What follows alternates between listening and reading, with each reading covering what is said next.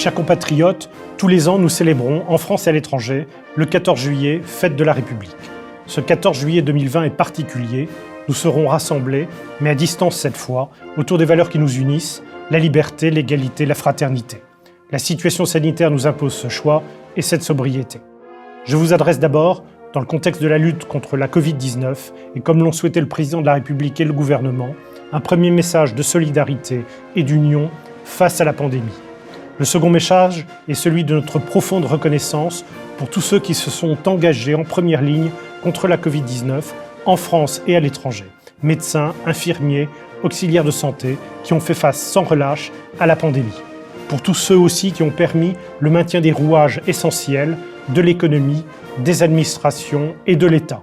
S'engage maintenant, pour la France, le temps de la reconstruction économique, sociale, écologique. Cette reconstruction se fera sous le signe de la solidarité et de la souveraineté au niveau national comme au niveau européen.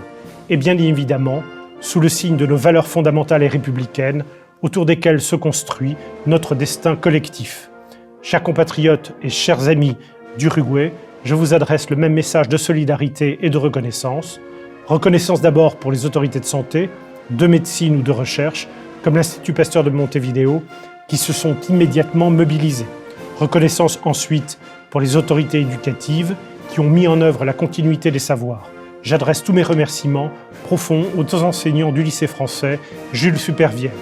Reconnaissance pour ces ONG qui se portent aussi au secours des plus démunis, comme El Fuego Prendido, et que nous avons soutenus pour nourrir chaque semaine des centaines de personnes.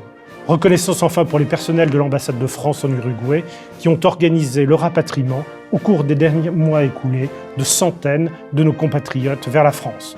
Mes chers compatriotes, aujourd'hui, plus que jamais, nous devons faire rayonner nos valeurs.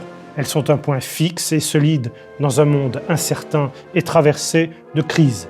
Ces valeurs, nous les avons célébrées lors du 80e anniversaire de l'appel du 18 juin 40 en honorant la mémoire de ces Uruguayens qui se sont ralliés à la Croix de Lorraine et à la France libre. Ces valeurs, nous les avons honorées par nos actions culturelles et de coopération, les Journées du patrimoine, le prix Molière, le développement du projet Ensemble et l'introduction du français dans les écoles primaires publiques, les bourses scientifiques et la coopération médicale, le soutien à l'Institut Pasteur de Montevideo.